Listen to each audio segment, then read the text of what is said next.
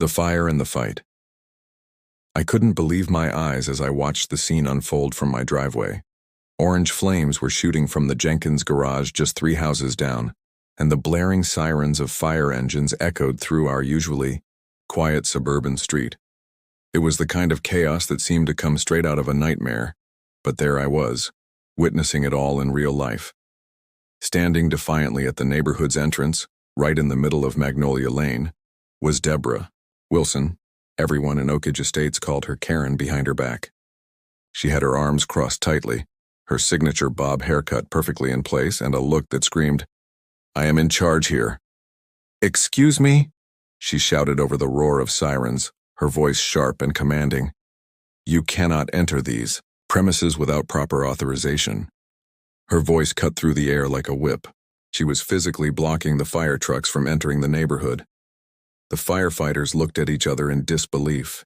Shock, frustration, and maybe even a little confusion flickered across their faces as precious seconds slipped away.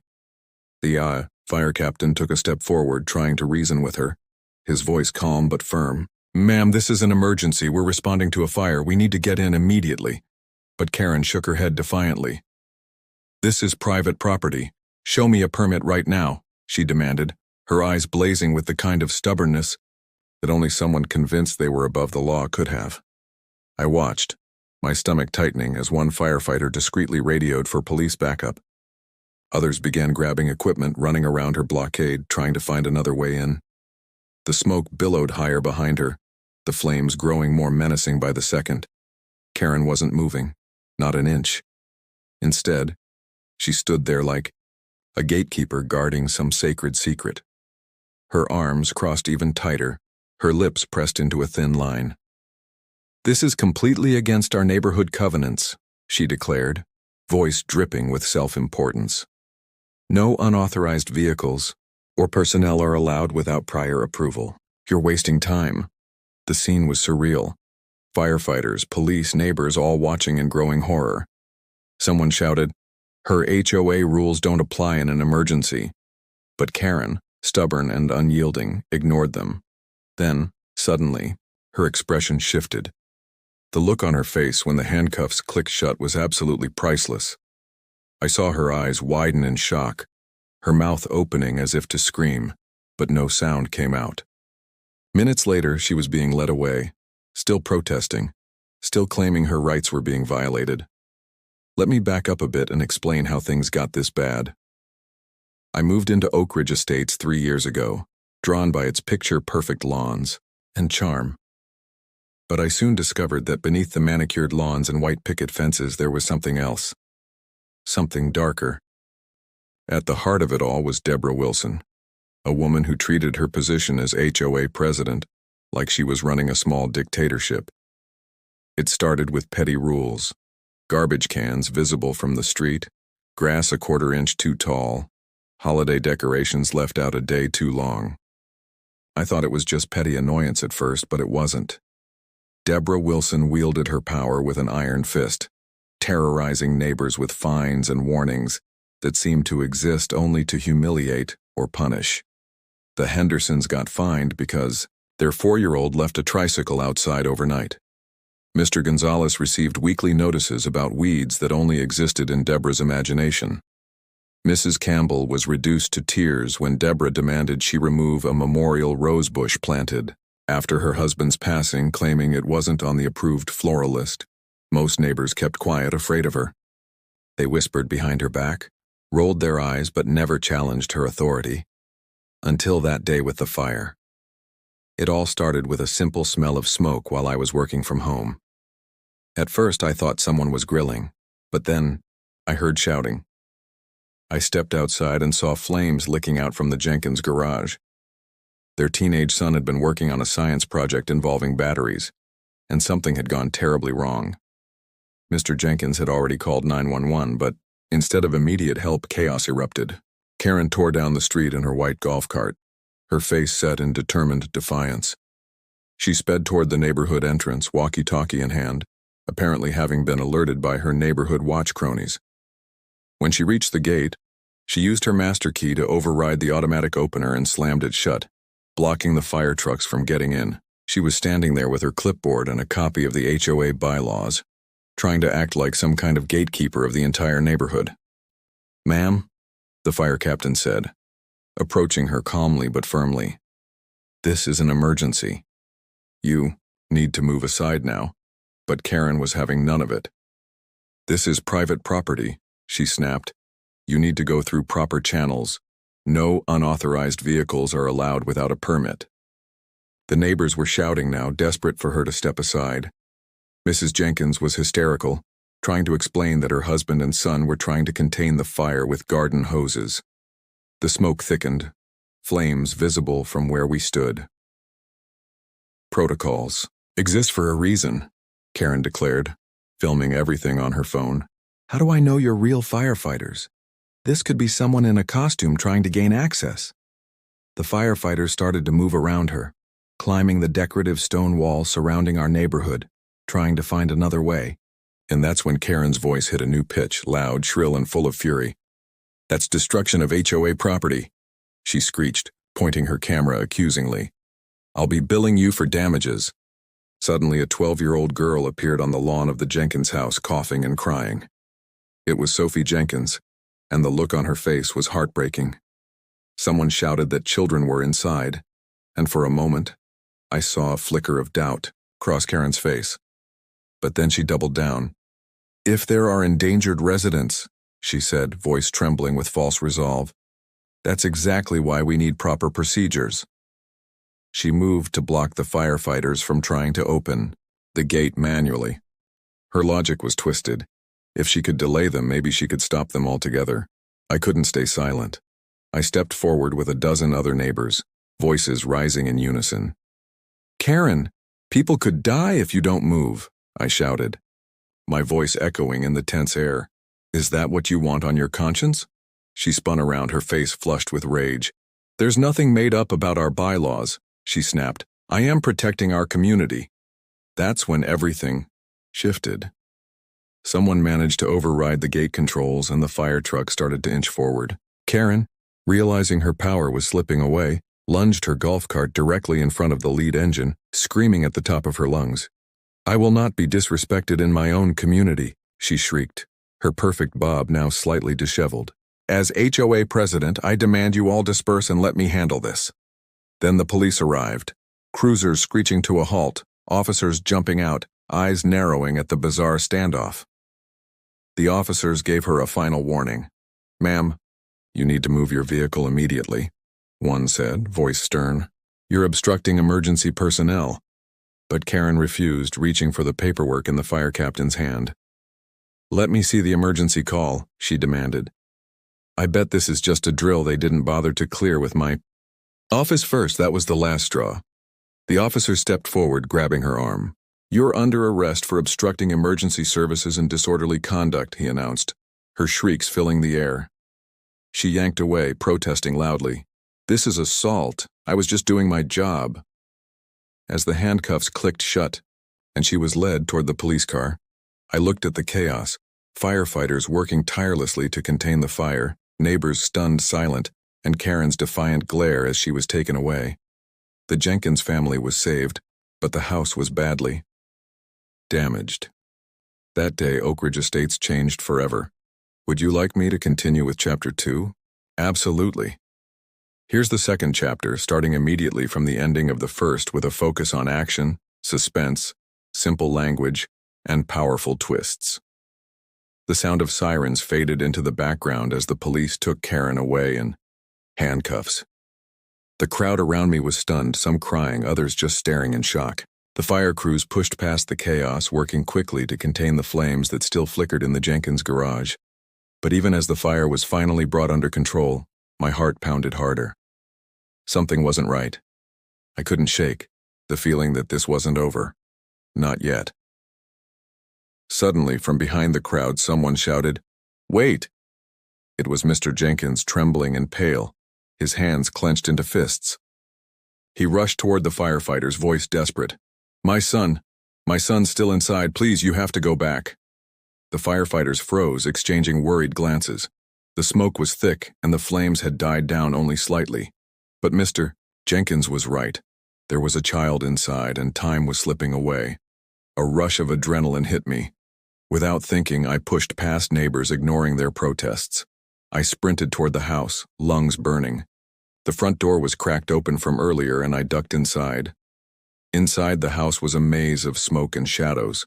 I coughed hard, eyes watering, trying to find any sign of Sophie. I called out her name, voice trembling. No answer. The house was eerily silent, except for the crackling of the remaining flames. Then I saw her, Sophie, on the floor in the living room, coughing and clutching her chest. Her eyes widened with fear when she saw me. I reached out, pulling her into my arms. "Come on," I whispered urgently. "We need to get out of here." Just as I turned to leave, I saw it, a shadow moving in the corner of the room. A figure lurking behind the flames and smoke. My heart stopped for a second. Was it someone else? Or was it... Suddenly, the shadow lunged toward us. I pushed Sophie. Behind me, instinct taking over. The figure stumbled into the light, wearing a dark hoodie, face hidden. "Who are you?" I demanded, voice trembling but firm. The person didn't answer. Instead, they lunged again, hands reaching for something in their pocket. A flash of metal caught my eye, something sharp. Panic flooded me. I grabbed Sophie tighter, backing toward the door. The figure hesitated, then finally ran out into the smoke and chaos outside. I didn't wait. I sprinted out with Sophie, coughing and dizzy. Firefighters rushed past us, shouting orders. I pushed through the crowd, heart pounding in my chest. As I reached the driveway, I looked back. The house was trembling, fire still licking at the walls, shadows flickering inside. But that figure, the one who tried to attack us, was gone. And then I saw it. A small crumpled note lying on the ground near the path I'd just run from. I bent down and picked it up, my hands trembling. It was a torn piece of paper stained with soot. A few words scrawled in hurried handwriting. "It's not over. They're watching." My stomach twisted. What did it mean? Who was behind this? And why had they tried to stop us from escaping? Before I could think further, a new alarm sounded. The siren of an approaching police car. I looked around, realizing that this night was far from over. The fire was out, but the real danger was just beginning. Someone wanted to keep us silent. Someone was watching us even now, and I had just stepped into a game I couldn't understand. The truth was hiding in the shadows, and I knew I had to find it before it found me. Absolutely. Here's the third and final chapter, starting immediately from the last scene. Full of action, suspense, simple words, twists, and an unforgettable ending. The night air was thick with smoke and sirens, but I didn't stop. I ran, clutching Sophie tight as the chaos around us exploded into a frenzy. The note in my hand felt heavy, like a warning carved into my soul. It's not over. They're watching. Who was watching? Who wanted us silent? Suddenly, out of the shadows, a figure stepped into the flickering glow of the streetlights. Not running, just standing there, calm, almost too calm. It was a woman, face hidden beneath a hood, watching us with cold eyes. My heart hammered. I didn't hesitate. I shouted, "Who are you? What do you want?" She didn't speak. Instead, she reached into her pocket and pulled out a small device. A flash of metal gleamed, something sharp. She pointed it at us, voice flat and icy. "Stop right there," she commanded, voice echoing in the silence. I froze, clutching Sophie even tighter. The world seemed to tilt. Was this really happening? Could someone really be threatening us? In the middle of this chaos, but then something strange. A faint beep. The woman's eyes flicked down. She hesitated. Her hand trembled. Before I could move, a sudden burst of white light exploded from her pocket. A small high-tech drone, hidden beneath her coat, whirred to life. It shot upward, its tiny camera illuminating everything. She cursed under her breath, eyes wide with shock. No. In that moment, I saw it. The drone's camera was pointed right at us, recording everything. Every step we took, every word we said. And behind her, I noticed more shadows, more figures emerging from the darkness. All watching, waiting. "Who are you?" I demanded again, voice trembling but fierce. "Who sent you?" She stared at us, then slowly lowered her weapon. Her shoulders sagged.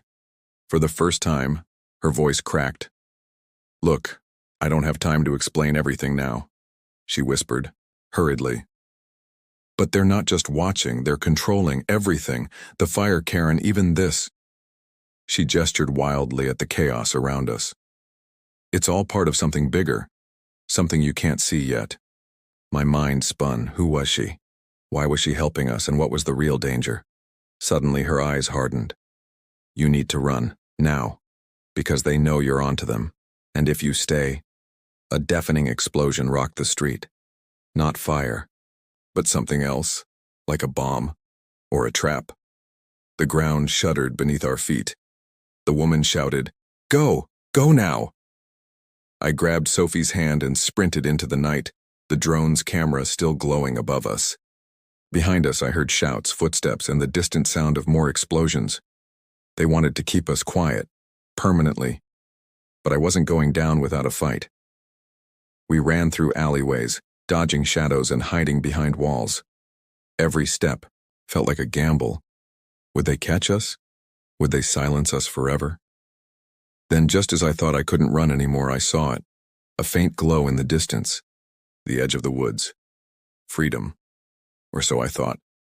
As we neared the trees, a voice echoed from behind. Not one, but many. Men. Women. All voices layered in a sinister chorus. "You think you can escape? No one escapes us." I turned, heart pounding. From the shadows, figures emerged, armed, relentless. They had been watching all along. They wanted us to know. They had finally caught us. But I refused to give in. I looked at Sophie, tears streaming down her face. I whispered, "We're not finished. Whatever they're hiding, I will find out." Suddenly, the woman appeared again, blocking the path. She looked at me with a strange calm, then handed me a small device, something sleek, glowing softly. "Use this," she said quietly. "It's your only chance. It can expose everything. Their lies, their control, their secrets. But you have to act fast." As the shadows closed in, I grabbed the device, feeling its power surge through me. I knew this was it, the moment to end the nightmare. And then everything changed. The device blared with light, revealing a hidden network beneath the town. The entire system of control, manipulation, and surveillance. It was bigger than I ever imagined. Bigger than the fire. Bigger than Karen. Bigger than all of us combined. In that instant, the shadows froze. The figures behind us stared in horror as their secrets were unveiled. The truth exploded like a bomb in my mind. They weren't just watching. They were controlling everything. Our lives, our fears, even the fire that almost took everything. And I had just turned the tables. With one final burst of energy, I pressed the button on the device. The screen lit up with their faces. High-ranking, officials hidden behind masks, caught in the act. They had been manipulating us all along. In a flash, the entire network was exposed to the world. The shadows shrieked and scattered. The woman in the hood disappeared into the darkness, and as dawn broke over Oak Ridge Estates, the truth was finally out. The nightmare was over, and the world would never see us the same way again.